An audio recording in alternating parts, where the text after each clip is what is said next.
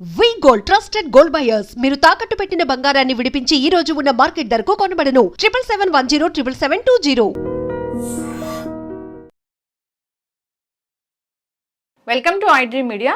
So జనరల్గా తిమ్మిర్లు అంటే ఎప్పుడైనా కింద కూర్చున్నప్పుడు తిమ్మిరి, లేదంటే చెయ్యి ఇలా పెట్టుకొని పడుకున్నప్పుడు తిమ్మిరి, ఇది సర్వసాధారణంగా చూస్తుంటాం. కానీ కొందరిలో ఏంటంటే హ్యాండ్స్ ఎప్పుడు తిమ్మిరి ఎక్కుతూ ఉంటాయి, కాళ్ళు కూడా తిమ్మిర్లు పడుతూ ఉంటాయి. ఈ తిమ్మిరి అనేది ఏంటి అసలు? దీన్ని మెడికల్ పరిభాషలో ఏమంటారు?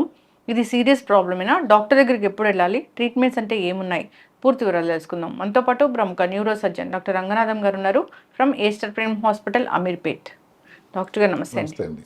అంటే తిమ్మిరి పట్టింది అంటే ఏదైనా కింద కూర్చున్నప్పుడు తిమ్మిరి పడుతుంది, ఇలా పెట్టుకొని పడుకున్నప్పుడు తిమ్మిరి పడుతుంది, తర్వాత తగ్గిపోతుంది.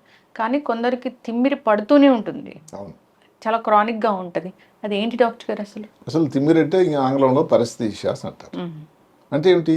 ఏదో అక్కడ గుచ్చినట్టు, పిన్స్ అండ్ నీడిల్స్ అంటారు, లేకపోతే ఏదో మంటలాగా. కొంతమంది అయితే అసలు చర్మం పైన కానీ చర్మం లోపల ఏదో చీమలు ఇలాంటి ఏదో పాకుతున్నట్టు, చిన్న నొప్పులు, స్పర్శ ఏదో అనిపించడం, ఇది తిమ్మిర్లు అని దాన్ని ఇంగ్లీష్లో పెరస్థీసిస్ అంటారు. ఇది చాలా సర్వసాధారణం ఉండండి. ఇందాక మీరు చెప్పినట్టుగానే మీరు పడుకున్నారు, చేయి కింద పెట్టుకున్నారు, కొంతసేపట్లో మీకు తిమ్మిరి ఎక్కిపోతుంది. ఏదో పనిలో ఉన్నారు, కాళ్ళ మీద కాళ్ళు వేసుకొని చదువుకుంటూ ఉన్నారు, అదే ధ్యానంగా ఎగ్జామ్లో ఉన్నాడు పిల్లాడు, పూజ చేస్తున్నారు, కింద కూర్చున్నారు, తిమ్మిరి వస్తుంది. దానికి ఇట్లా తేడా ఏమిటంటే అది వచ్చింది తగ్గిపోతుంది. అది టెంపరీ. ఎక్కువ శాతం అసలు ఒక మాటలో చెప్పాలంటే తిమ్మిర్లు రాని మనిషే లేడు. శరీరంలో ఏ ప్రాంతంలోనూ కూడా రావచ్చు, ముఖ్యంగా చేతులు కాళ్ళు ఈ ప్రాంతంలో ఎక్కువ వస్తూ ఉంటాయి. సో తిమ్మిరి వచ్చిందంటే కొంతసేపులో తగ్గిపోతే ప్రాబ్లం లేదు, అది ట్రాన్సియంట్ అంటాం. అంటే అలా వచ్చింది, అలా తగ్గిపోయింది, టెంపరీ. ప్రాబ్లం ఎక్కడ వచ్చిందంటే పర్మనెంట్, పర్సిస్టెంట్. తిమ్మిరి వచ్చింది, తగ్గటం లేదు. అప్పుడు దాని గురించి కారణాలు డాక్టర్ని సంప్రదించాల్సిన అవసరం కూడా ఉంది. దానిలో కూడా కారణాలు విశ్లేషణ మనం చేసుకుంటే, ఒకటి వాస్కులర్ కాజెస్, ఏదైనా రక్తనాళాల వల్ల. ఈ ప్రాంతం ఎక్కడ కనబడుతుందండి? ఇప్పుడు మెడ కిందకి అన్నిటికంటే ఛాతి పైన ఒక రక్తనాళం ఉంటుంది. ఆ రక్తనాళం పేరు సబ్క్లేవియన్ ఆర్టరీ. అది ఈ చేతికి రక్తం సప్లై చేస్తుంది. దాని మీద ఏదన్నా కానీ ఒత్తిడి ఉందనుకోండి, అక్కడ ఒక్కోసారి ఒక బోన్ గ్రోత్ ఎక్కువ అవ్వడం వల్ల కానీ, ఏదైనా ట్యూమర్లు అడిగి రావడం కానీ, దీనివల్ల కూడా రక్తనాళం వీక్ అవుతూ ఉంటుంది. దానివల్ల తిమ్మిర్లు కూడా వస్తాయి. అది వాస్కులర్. రెండోవన్నీ కూడా న్యూరలాజికల్. న్యూరలాజికల్ ఏమిటి? ఇప్పుడు మాటకి ఎవరికైనా తలక దెబ్బ తగిలింది అనుకోండి, తిమ్మిర్లు రావచ్చు. బ్రెయిన్లో ట్యూమర్ వచ్చింది, బ్రెయిన్లో హెమరేజ్, రక్తస్రావం జరిగింది, చూసారా? స్ట్రోక్ వచ్చింది, స్ట్రోక్ నుంచి పూర్తిగా ఇంకా రికవర్ అవ్వలేదు. ఈ అప్పుడప్పుడు చిన్న చిన్న ట్రాన్సియంట్ ఇస్కీమిక్ అటాక్ అప్పుడు వచ్చి అలా తగ్గింది. ఇలాంటి ఏ ప్రాబ్లమ్స్ వచ్చినా కూడా తిమ్మిర్లు వచ్చేదానికి ఆస్కారం అయితే ఉంది. ఇంకా రెండోది ఏమిటి? కొన్ని మెటబాలిక్ కారణాలు. అంటే ఏమిటి మెటబాలిక్ కారణాలు? అంటే ఇప్పుడు ఎవరికైనా డయాబెటీస్ వచ్చింది, ఎక్కువ సంవత్సరాల నుంచి ఉంది, డయాబెటీస్ కంట్రోల్ అవ్వడం లేదు, డయాబెటీస్ న్యూరోపతి అంటాం. ఎవరన్నా కానీ డయాబెటీస్ ఉండి సరిగ్గా మందులు ఎక్కువ వేసుకోవడం వల్ల కానీ, లేదా మార్నింగ్ బ్రేక్ఫాస్ట్ చేయలేదు అనుకోండి, హైపోగ్లైసిమియా వస్తుంది, దానివల్ల కూడా తిమ్మిరిలాగా కనిపిస్తూ ఉంటుంది. థైరాయిడ్ లోపం, హైపోథైరాయిడ్ ఉన్న వాళ్ళకి పారాథైరాయిడ్ గ్లాండ్స్ నెక్లో ఉంటాయి 4, వాటిల్లో తేడా రావడం వల్ల. ఇలాగా ఈ కారణాలు లేకపోతే ఇప్పుడు కొంతమంది మెనోపాస్ అండి, అంటే ఇప్పుడు మాటకి ఈ ముట్లు ఆగిపోవడం ఏదైతే ఉందో 42-45 తర్వాత, ఆ టైంలో కూడా తిమ్మిర్లు రావడానికి ఆస్కారం. ఎవరికైనా ఇది ఒక రకమైన కారణం, ఏది ఎండోక్రినలాజికల్. ఇంకా కొంచెం టెంపరీగా ఉండి అప్పటికప్పుడు అంత ప్రమాదం కాంది ఏంటి? ఎవరికైనా ఇప్పుడు మైగ్రేన్ వచ్చింది, ఆ టైంలో రావచ్చు. డీహైడ్రేషన్ వచ్చింది, దానిలో కూడా రావచ్చు. ఇలాంటి చిన్న చిన్న కారణాలు. ఇప్పుడు మాటకి ఏది ఈ చేతుల్లో పర్టికులర్గా ఈ 3 వేలు తిమ్మిరి రావడానికి కారణం ఉంది. అక్కడ దానికి కారణం ఏంటంటే ఇక్కడ ఉండే నరం ఏదైతే ఉంటుందో మీడియన్ నర్వ్ అని, కార్పల్ టన్నల్ సిండ్రోమ్ అంటారు. దానివల్ల ఒత్తిడి, నరం మీద ఒత్తిడి రావడం వల్ల కూడా రావచ్చు. ఈ 3 వేలు వస్తే డేంజర్ అంటే దానికి ఒక చిన్న ఇబ్బంది ఉంటుంది.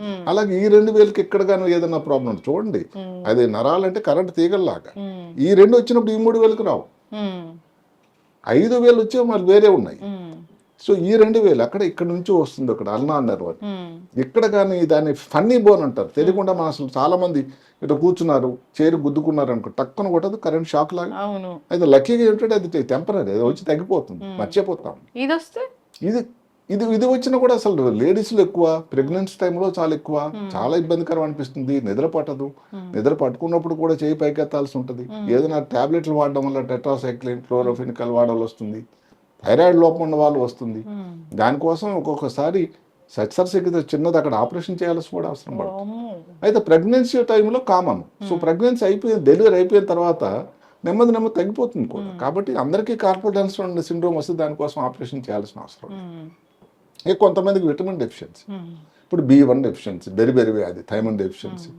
రెండోది B5, దాని ప్యాంటోథెనిక్ యాసిడ్ అంటారు, దానివల్ల తగ్గడం కానీ, B6 రావడం కానీ, B12 విటమిన్. అలా B కాంప్లెక్స్లో విటమిన్లు ఏదన్నా కానీ మనం తీసుకునే ఆహారంలో కానీ, దంపుడు బియ్యం లేకుండాను, లేక సరైన జంక్ ఫుడ్ ఇలాంటి తీసుకున్నా కూడా దానివల్ల కూడా వచ్చే అవకాశం అయితే ఉంటుంది. ఇన్ఫెక్షన్స్ అన్నట్టు బ్రెయిన్లో మాటకి ఇన్ఫెక్షన్ ఎన్సెఫలైటిస్ అంటారు, బ్రెయిన్లో వస్తాయి. అదే కాకుండా బ్రెయిన్ పైన ఉన్న పొరలో ఉండేదాన్ని మెనింజైటిస్ అంటారు. మరి ఇప్పుడు తగ్గుతుంది కానీ ఇప్పుడు లైంగిక దీని ద్వారా వచ్చేటువంటి సిఫిలిస్ వ్యాధి, వీటి వల్ల కూడా ఈ తిమ్మిర్లు గట్ట రావడం ఆస్కారం ఉంది. మనం చాలాసార్లు ఒకసారి పూణేలో వచ్చినటువంటి గిలెన్ బారీ సిండ్రోమ్, అది కూడా దానివల్ల ఒక రకమైన తిమ్మిర్లు, దాంట్లో అసలు మొదలు బయలుదేరడం స్టార్ట్ అవడమే అది ఒక తిమ్మిర్ల పద్ధతిలో. చూసారా, ఇన్ని రకాల వ్యాధులు అక్కడ ఉన్నాయి. ఇన్ఫెక్షన్స్ అనుకుంటే అవి. అది కాకుండా ఆటో ఇమ్యూన్ డిజీజ్ అంటారు. ఆటో ఇమ్యూన్ అంటే శరీరంలో ఇమ్యూనో వ్యవస్థ అన్నది, లేకపోతే రొమటాయిడ్ దానికి సంబంధించిన వ్యాధులన్నీ ఉన్నాయి.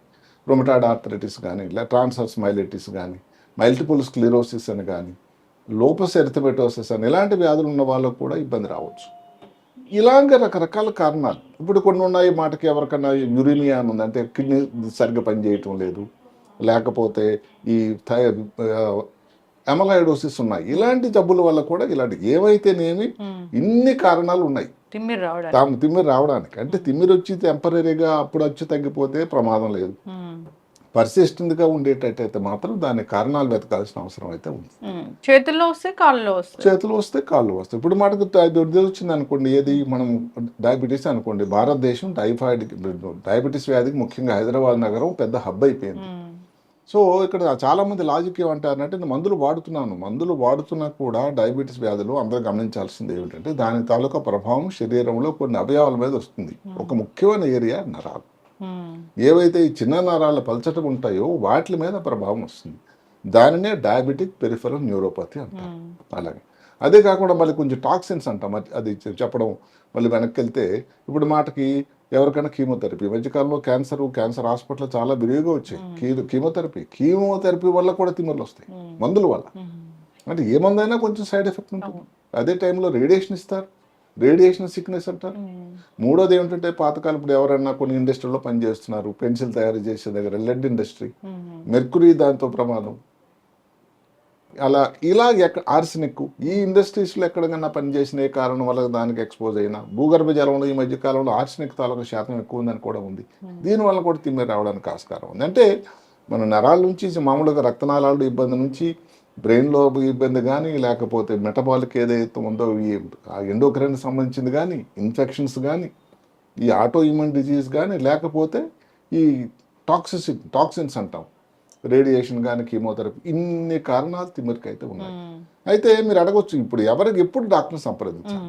డాక్టర్ ఎప్పుడు సంప్రదించాలంటే తిమ్మిర్లు తగ్గకుండా పర్సిస్టెంట్గా మీ దైనందిన దినచర్యలో ఇబ్బంది కలుగుతూ ఉంటే సరికదా, ఇంకా కొత్త ఇబ్బందులు ఎక్కువైనా కానీ డాక్టర్ సంప్రదించాలి. డాక్టర్ దగ్గరికి వెళ్తే మేము ఏం చేస్తాం, తిమ్మిర్లు అంటే ఎక్కడ తిమ్మిర్లు అని అడుగుతాం, దాని కొంచెం పరీక్ష చేస్తాం, చేతుల్లో బలం ఎలా ఉంది చూస్తాం. అదే కాకుండా ఏ ప్రాంతంలో తిమ్మిర్లు ఉన్నాయో కూడా తదే ధ్యానంతో పరీక్షగా చూస్తాం.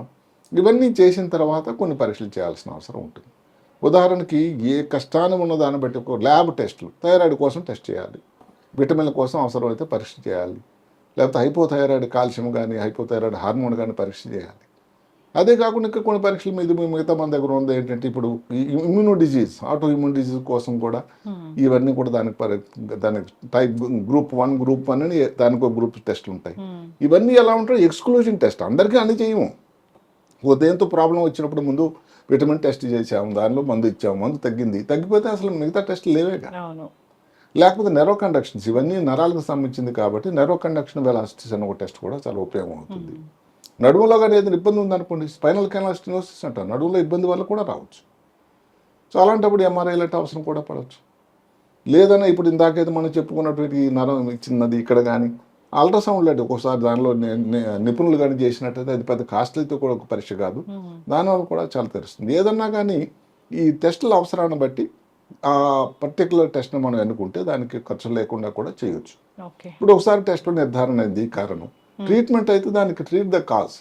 విటమిన్ లోపం అయింది అనుకోండి, విటమిన్ తాలూకా డైట్ ఇవ్వాలి, లేకపోతే దానికి ఏదైనా ఇంజెక్షన్ రూపంలో విటమిన్ B12 అయితే విటమిన్ B12 ఇవ్వాలి.